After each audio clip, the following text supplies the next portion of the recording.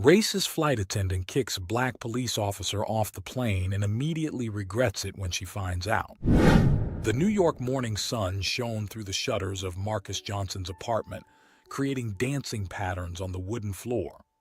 The 38-year-old detective watched the city that never sleeps slowly awaken as he finished packing his suitcase. His tired eyes reflected sleepless nights and endless cases, but a smile stubbornly appeared on his lips. Finally, after years of tireless dedication, he would have his well-deserved rest. Marcus closed his suitcase with a sigh of relief. His calloused hands briefly caressed the leather surface, as if trying to reassure himself that it was real. For a moment, he allowed himself to remember the last few months. The cases solved, the lives saved, the endless nights poring over reports. All that would be behind him, if only for a few weeks. As he left the apartment, Marcus took one last look inside. The bare walls, devoid of family photos or mementos, were a silent testament to a life dedicated to work. For a moment, he felt a pang of loneliness, but it soon passed. This was a new beginning, a chance to rediscover who he was beyond the badge. The cab was waiting for him at the curb, the driver impatiently drumming his fingers on the steering wheel. Marcus threw his suitcase in the trunk and slid into the back seat, the cold leather against his back a physical reminder of the reality of his trip. "JFK Airport, please," he said, his voice hoarse with fatigue but tinged with anticipation. As the cab snaked through the familiar streets of New York, Marcus allowed his thoughts to wander. Los Angeles, sunshine, beaches, a much-needed change of scenery. Maybe there he could finally let his guard down, drop the tough detective mask he had worn for so long. The airport was abuzz with activity when Marcus arrived. Families saying goodbye, executives rushing off with their briefcases, couples reuniting in emotional embraces. For a moment, Marcus felt out of place, a lone observer in this theater of human emotions. After passing through security, Marcus found his boarding gate. He sat down, his suitcase at his feet, and watched the planes take off and land through the window. Each one carried stories, dreams, and fears. For a moment, he wondered what the stories of his fellow passengers were. "Passengers on Flight 1742 to Los Angeles, please proceed to the gate for boarding," a metallic voice announced over the PA system. Marcus stood up, straightening his jacket. As he walked towards the boarding line, he couldn't help but notice the curious looks he was receiving. Perhaps it was his posture, still rigid after years in the police force, or perhaps it was something in his eyes, the constant vigilance of someone used to looking for danger around every corner. On boarding the plane, Marcus was greeted by Sarah Collins, the flight attendant. Their eyes met for a brief moment, and Marcus felt a shiver run down his spine. There was something in Sarah's gaze, a mixture of disdain and fear, that made him instantly alert. "Welcome aboard, sir," said Sarah, her voice professional, but with an underlying coldness that didn't go unnoticed by Marcus. Marcus nodded in thanks and made his way down the narrow aisle to his seat. As he settled in, he couldn't help but notice Sarah watching him out of the corner of her eye. Her detective instincts, sharpened by years of experience, were screaming that something was wrong. The flight took off without incident, New York City rapidly diminishing below them. Marcus tried to relax, flipping distractedly through the in-flight magazine, but he couldn't shake the feeling of unease. His eyes kept turning to Sarah, who seemed to be deliberately avoiding his gaze. About an hour after takeoff, Marcus decided to go to the toilet. As he got up, he noticed Sarah whispering something to another flight attendant, her eyes following his every move. Her behavior was becoming increasingly suspicious, and Marcus felt his detective mind kicking in, analyzing every detail. Returning from the restroom, Marcus was surprised by Sarah blocking his path. "Sir, I need you to come with me," she said, her voice firm but with an almost imperceptible tremor. "Is there a problem?" asked Marcus, his hand instinctively going to where his badge would normally be. "Please, sir, don't cause a scene," insisted Sarah, her eyes darting nervously around the cabin. Before Marcus could protest, two burly men appeared at his side, clearly undercover security agents. With a resigned sigh, Marcus allowed them to escort him to the back of the plane. "What's going on here?" demanded Marcus, his voice low but intense. Sarah stared at him, her face a mask of accusation. "You were observed exhibiting suspicious behavior, sir. We have reason to believe that you may pose a threat to the safety of this flight." Marcus was stunned. "That's ridiculous. I'm an NYPD detective." But his protests fell on deaf ears. The pilot had already been informed, and the decision to make an emergency landing had already been made. As the plane began its unscheduled descent, Marcus felt the weight of injustice bear down on him. His long-awaited vacation had turned into a nightmare, and he had no idea why. All he knew was that he had somehow become the target of a plot he didn't understand. The plane landed with a jolt, and Marcus was quickly escorted off. At the terminal, a group of local police officers were waiting for him. As he was taken away, Marcus took one last look at Sarah. What he saw in her eyes was not triumph, but fear. A deep, desperate fear that only added to his confusion. As the doors of the police car closed behind him, Marcus knew that his fight for justice and truth had only just begun. What should have been the beginning of a period of rest had turned into the first chapter of a mystery that he was determined to unravel, no matter the cost. The smell of stale coffee and cheap disinfectant hung in the air of the police station, a familiar mix that Marcus Johnson never imagined he would feel on the other side of the bars. Sitting in the cold, impersonal cell, his cuffed hands rested in his lap, a constant reminder of the injustice he was experiencing. The New York detective, used to being the hunter, now saw himself as the prey. The events of the last few hours flashed through his mind like a slow-motion movie. The absurd accusation of drug trafficking, the look of triumph mixed with fear in the eyes of Sarah Collins, the flight attendant, and the shocking discovery of drugs in her luggage. Marcus knew he was being framed, but why was still a mystery that tormented him. "Johnson," called a deep voice. Marcus looked up to see the local detective, a burly man with eyes as hard as stones. "Time for your interrogation." As he was escorted into the interrogation room, Marcus observed everything around him with trained eyes.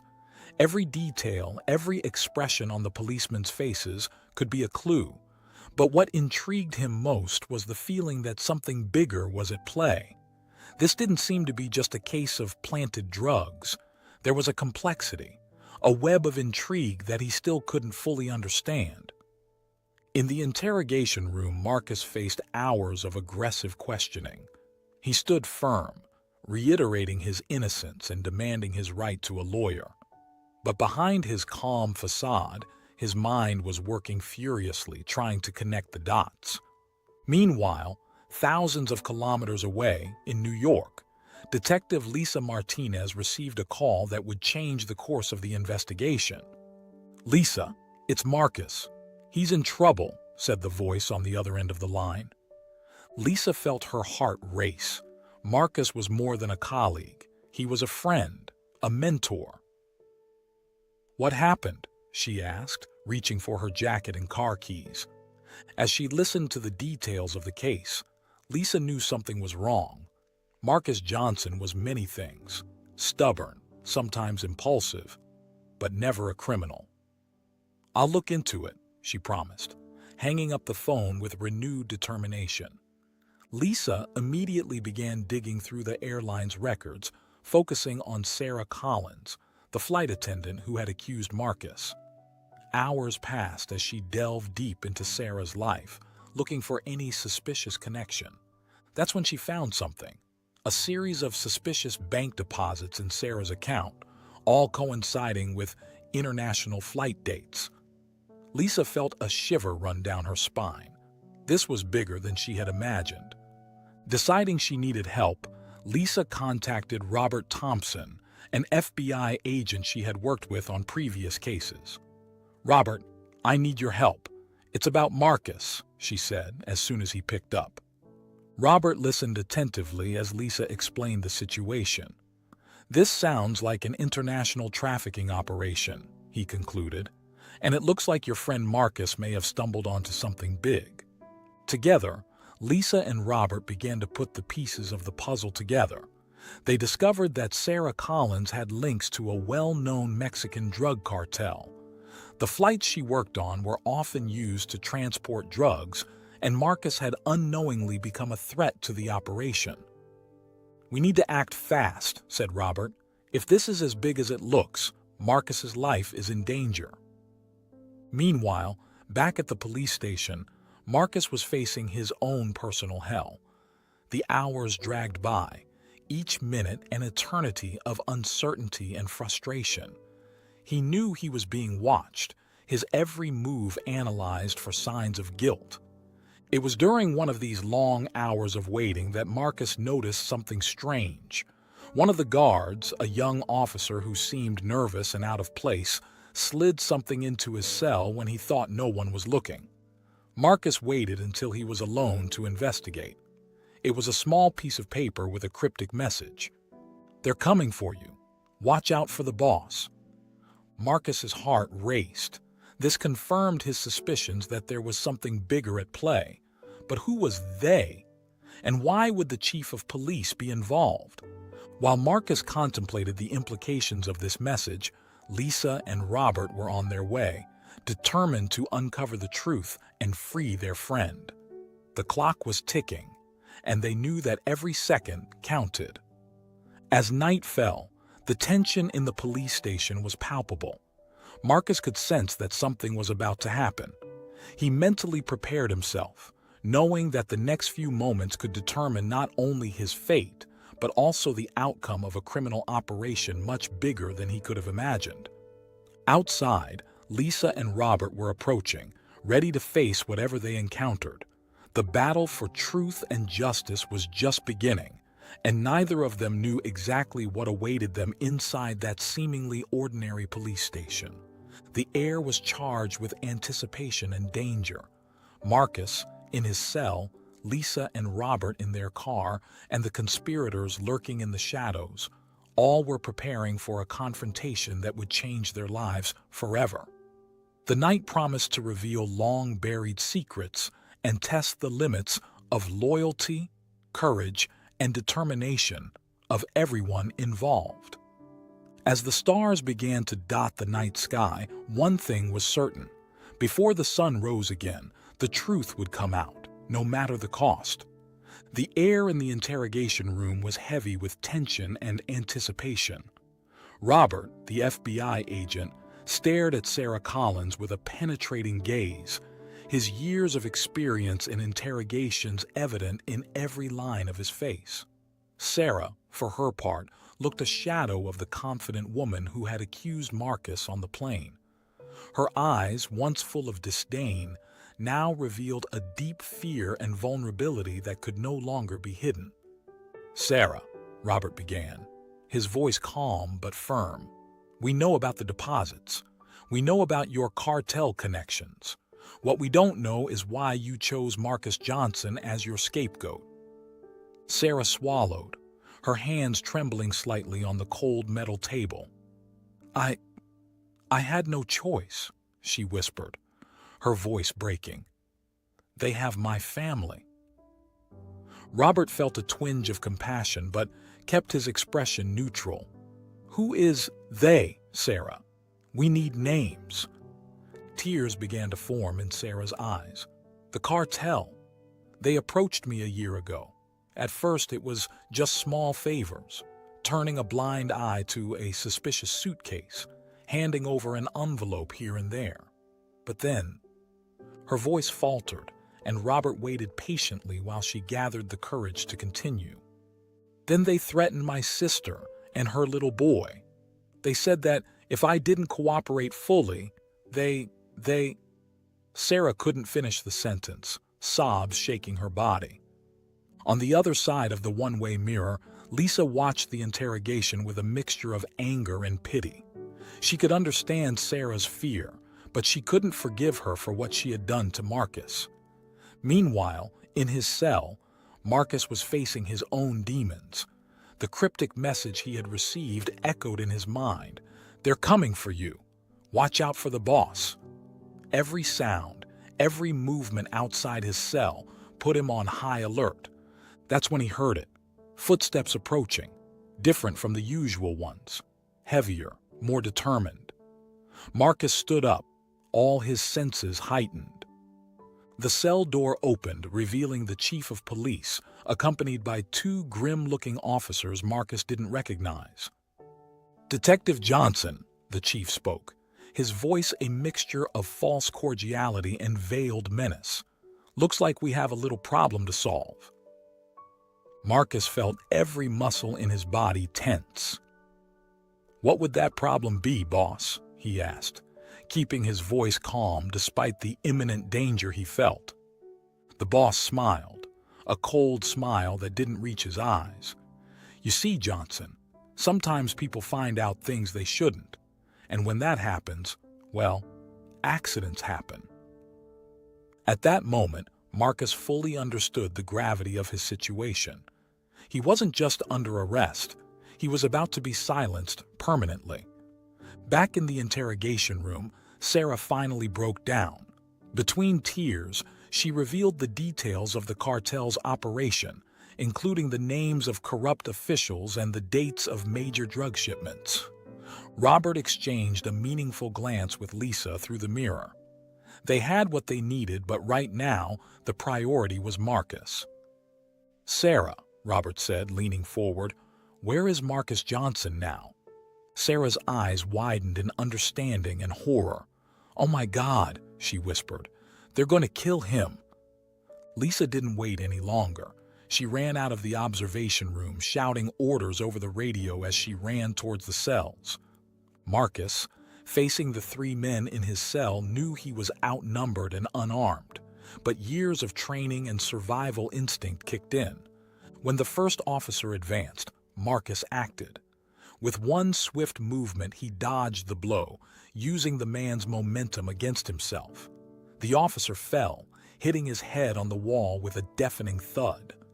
The second man was more cautious, circling Marcus like a predator. The police chief watched with a cruel smile, confident in his numerical superiority. It was at that moment that chaos erupted. Sirens began to sound, and screams echoed through the corridors.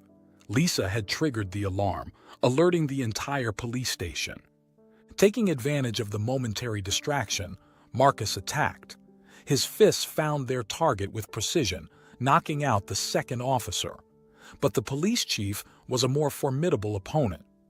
The two men grappled in a ferocious fight, years of repressed anger and corruption showing in every blow exchanged. Marcus felt the taste of blood in his mouth, but he kept fighting, knowing that his life depended on it. It was then that Lisa appeared at the cell door, gun in hand. "Freeze!" she shouted. The police chief, seeing himself cornered, made one last desperate move. He pulled out a concealed weapon, pointing it at Marcus.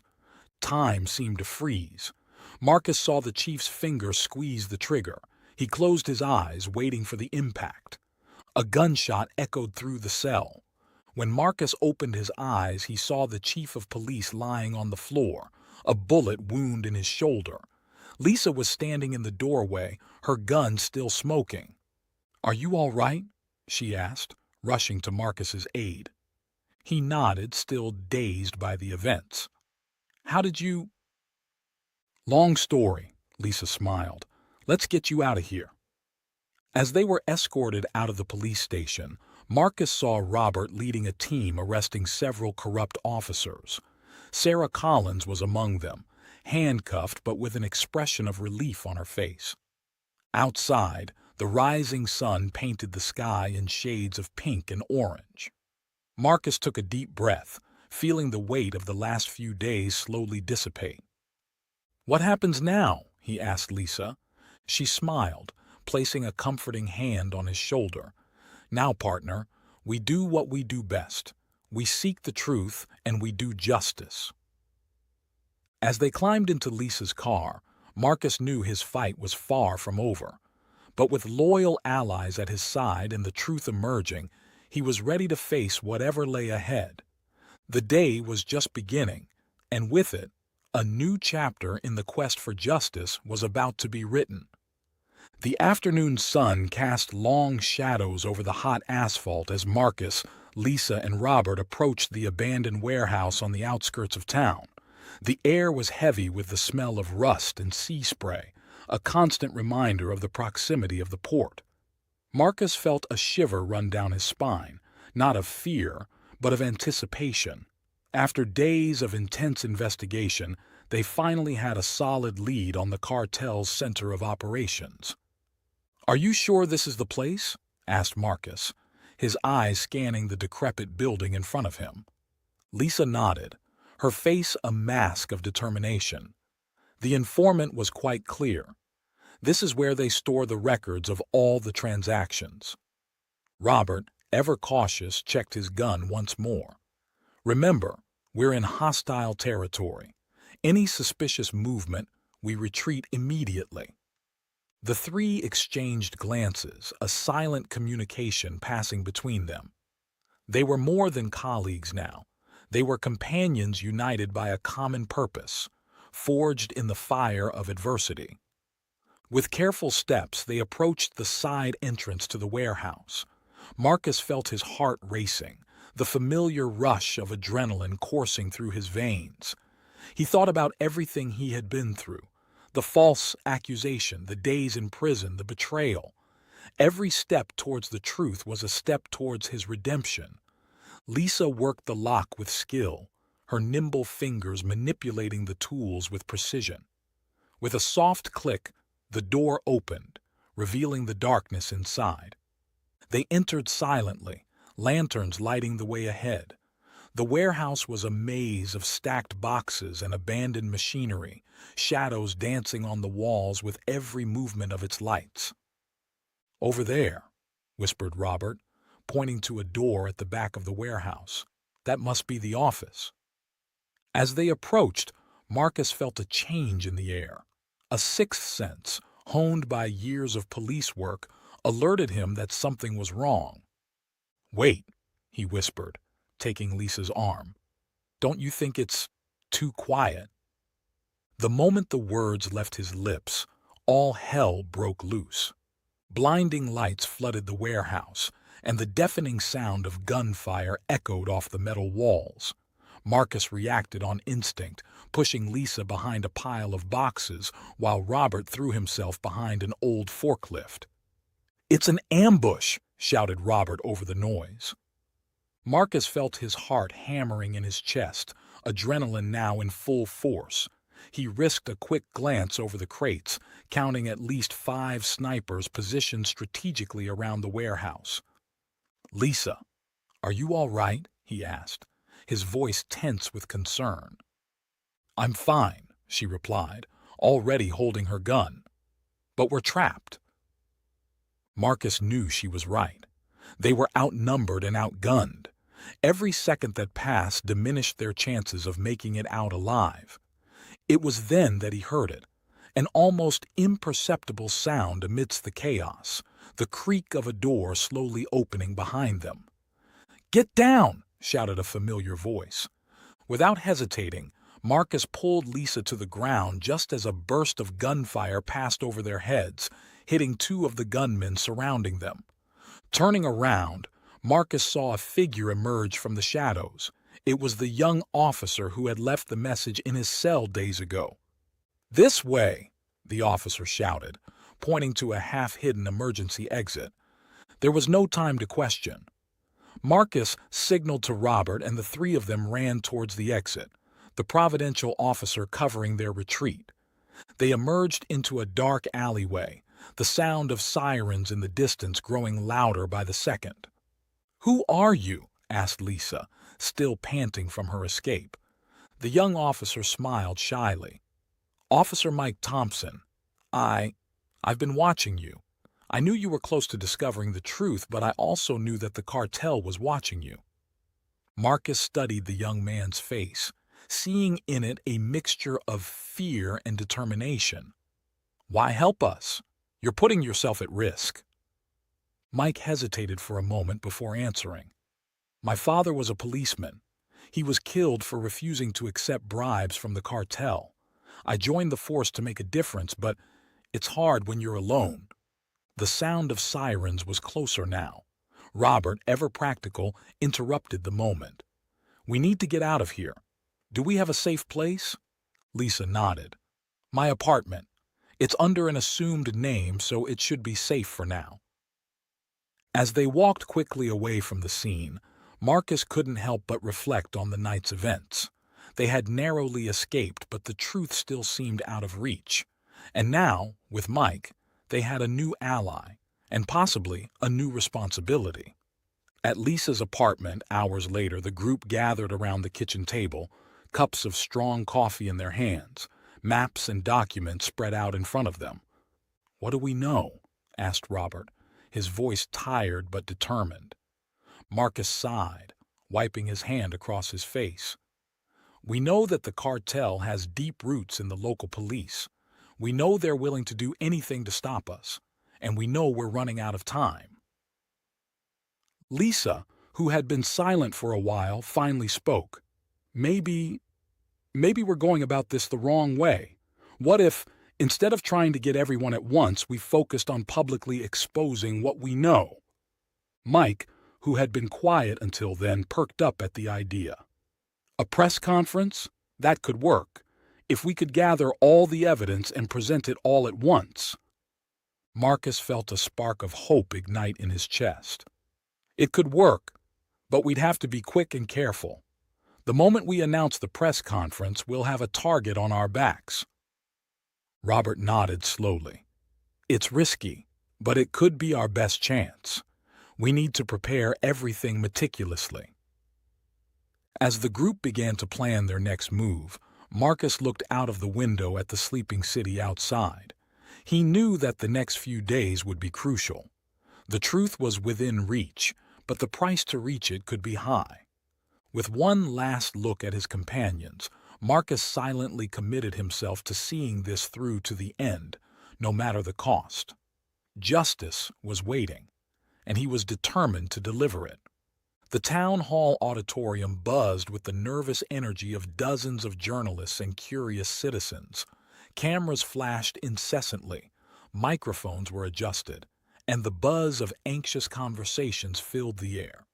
At the center of all this commotion, Marcus Johnson found himself alone backstage, his heart beating hard against his ribs. He closed his eyes for a moment, letting the memories of the last few days flood his mind. The escape from the warehouse, the sleepless nights planning every detail of this press conference, the constant fear of being discovered. Every moment had brought him to this crucial point. Are you ready? Lisa's soft voice brought him back to the present. Marcus opened his eyes, meeting his partner's worried gaze. As ready as I can be, he replied with a tense smile. Lisa squeezed his shoulder gently. Remember, we're all here with you. Robert is monitoring the entrances and Mike is keeping an eye out for any suspicious movement in the audience. Marcus nodded, grateful for the reassuring presence of his team. Together, they had faced the impossible and were now about to expose one of the biggest corruption and trafficking operations the city had ever seen. With one last deep breath, Marcus walked to the podium. The flash of the cameras momentarily blinded him, and the noise of the crowd dwindled to an expectant silence. Good afternoon, he began, his voice steady despite the nervousness he felt. My name is Marcus Johnson, a detective with the New York Police Department. I'm here today to reveal a truth that has been buried for far too long. As Marcus spoke, detailing the evidence of corruption and drug trafficking they had uncovered, he watched the audience's reactions carefully. Some faces showed shock, others indignation, and some, he noted with concern, looked nervous, almost guilty. It was then that he saw it. A subtle movement at the back of the room. A man in a dark suit reaching inside his jacket. Marcus felt time slow down, his police instincts taking over. "Get down!" he shouted, throwing himself to the side of the podium just as a gunshot echoed through the auditorium. Chaos ensued instantly. Screams filled the air, people ran in all directions, and more shots were fired. Marcus saw Lisa running towards the shooter, her gun already in her hand. In the midst of the confusion, Marcus spotted a familiar figure trying to escape through a side exit. It was Sarah Collins, the flight attendant who had initially accused him. Without hesitation, he launched into pursuit. "Sarah!" he shouted, pushing his way through the panicked crowd. Sarah looked back, fear evident in her eyes before turning a corner and disappearing from sight. Marcus followed her, his heart hammering in his ears. He caught up with her at a dead end, panting and shaking. "It's over, Sarah," said Marcus, approaching cautiously. "There's nowhere left to run." Sarah turned to face him, tears streaming down her face. "You don't understand," she sobbed. "They're going to kill my family. I had no choice." Marcus felt a wave of compassion despite everything he had been through. "There is still a choice, Sarah. You can do the right thing now. Help us end this once and for all." For a long moment Sarah stared at him, the conflict evident in her eyes. Then, slowly, she nodded. "Okay," she whispered. "I'll tell you everything." Back in the auditorium, the situation had been brought under control. The shooter was in custody, and the police were taking witness statements. Marcus returned with Sarah, finding Lisa and Robert in the middle of the chaos. "She wants to cooperate," Marcus explained. "I think we can finally dismantle this whole operation." In the hours that followed, Sarah revealed crucial details about the cartel's operation, including the names of high-ranking corrupt officials and information about a large shipment of drugs that was scheduled to arrive soon. With this information in hand, Marcus and his team worked tirelessly, coordinating with federal agencies to plan a large-scale operation. Days later, on a moonless night, Marcus found himself crouched behind a container at the port, his heart racing with anticipation. Next to him, Lisa and Robert were waiting for the signal, their tense expressions reflecting the gravity of the moment. "Alpha Team in position," came Mike's voice over the radio. "The ship is docking now." Marcus exchanged a glance with his companions. This was the moment that would define everything. Months of investigation, danger, and personal sacrifice were culminating tonight. "Let's get this over with," said Marcus, his voice laden with determination. When the signal was given, they advanced like a relentless wave. The sound of sirens filled the air, mixed with cries of surprise and the sound of gunfire. In the midst of the chaos, Marcus spotted a familiar figure trying to escape, the corrupt police chief who had tried to silence him days before. With fierce determination, Marcus pursued him, jumping over boxes and dodging stray bullets. Finally, he cornered him against a wall of containers. "It's over," said Marcus, his voice firm despite his exhaustion. "It's time to face justice." The police chief stared at him with a mixture of anger and defeat. Slowly, he let his gun fall to the ground. As the handcuffs were put on, Marcus felt an immense weight leave his shoulders.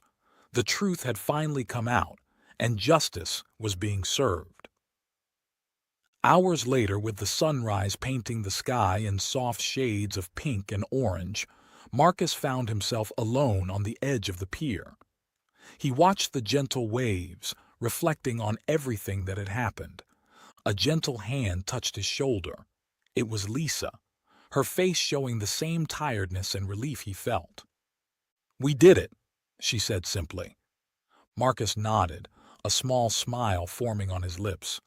"Yes, we did it." As the new day dawned, bringing with it the promise of a brighter and fairer future, Marcus knew that his journey was far from over. But for the first time in a long time, he felt truly at peace. The truth had triumphed, and with it, the hope of a better tomorrow. The morning sun filtered through the shutters of Marcus Johnson's office, casting golden stripes across the pile of papers on his desk. The detective gazed out of the window, watching the city slowly awaken. Weeks had passed since the operation at the port, and New York seemed to breathe a little more freely, as if an invisible weight had been lifted from its shoulders. Marcus picked up his cup of coffee, feeling the comforting aroma fill his senses. He reflected on the events that had brought him here, the unjust accusation, the dark days in prison, the fight for the truth. Every moment, every challenge had shaped not only the case, but also the man he had become. A soft knock on the door interrupted his thoughts. "Come in," he called, turning to see Lisa enter, a tired but satisfied smile on her face. "Morning, partner," she said, handing him a folder. "The latest operation reports. I thought you might like to have a look before the meeting with the commissioner." Marcus nodded, leafing through the documents. Names, dates, evidence, all there in black and white. The extent of the corruption they had dismantled was impressive and, at the same time, disturbing. "How's Sarah?" asked Marcus, his voice softening at the mention of the former flight attendant. Lisa sighed, taking a seat in the chair opposite the table. "She's cooperating fully. Her testimony was crucial in closing several pending cases. The prosecutor is considering a sentence reduction in exchange for her continued cooperation." Marcus nodded, feeling a complex mix of emotions. Sarah had been both victim and accomplice, a painful reminder of how circumstances can lead good people to make terrible choices. "What about Mike?"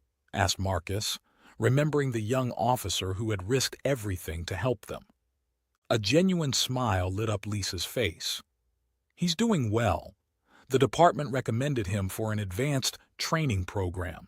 It looks like we'll have a new detective soon." Marcus couldn't hold back a proud smile.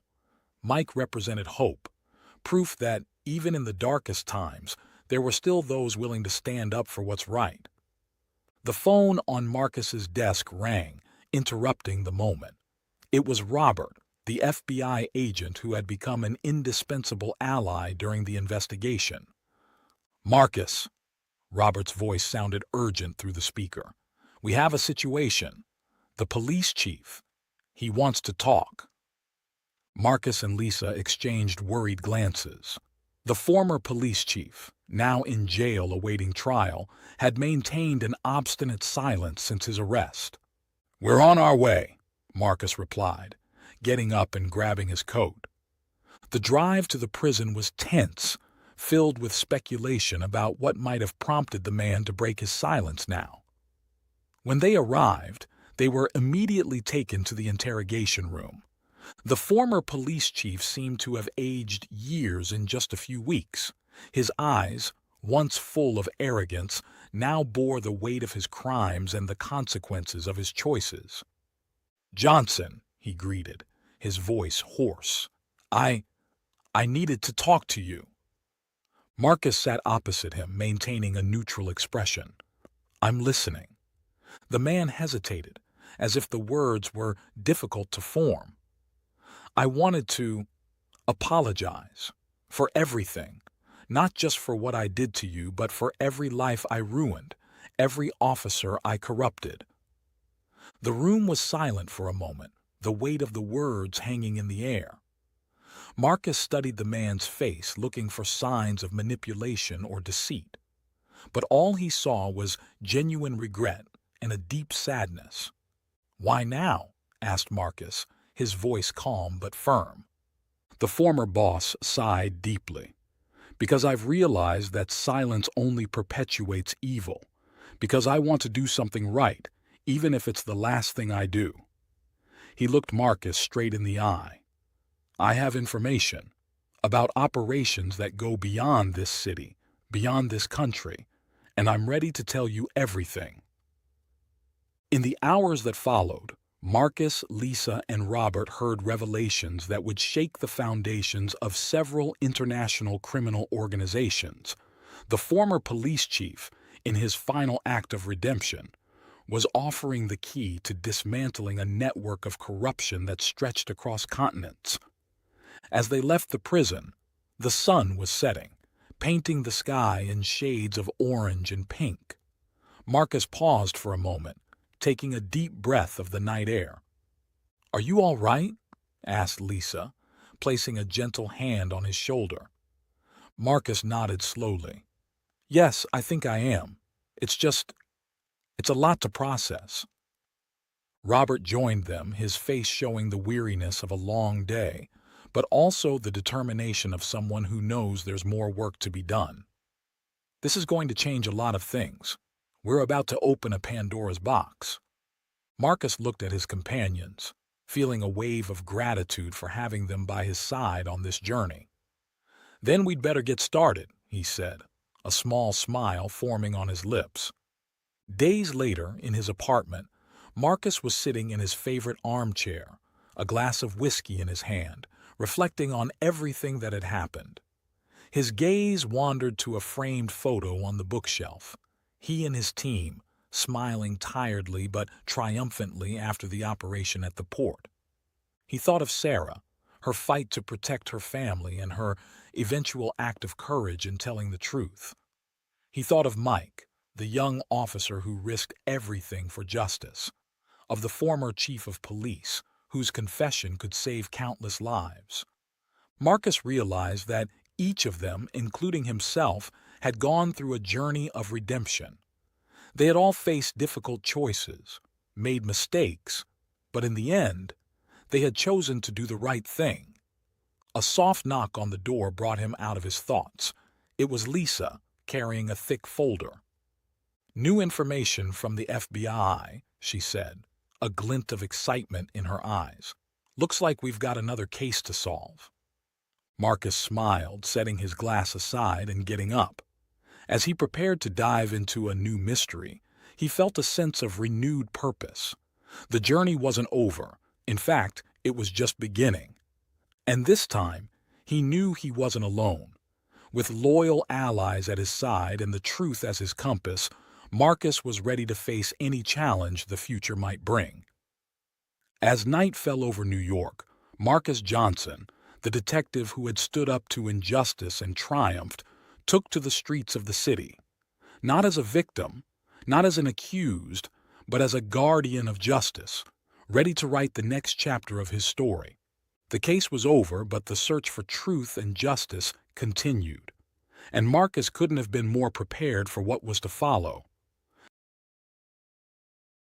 If you enjoyed this story, I invite you to like and subscribe to my channel. Your support motivates me to keep sharing exciting stories nearly every day. Don't miss the next amazing story that's about to unfold on your screen. I greatly appreciate your backing. Hope to see you soon.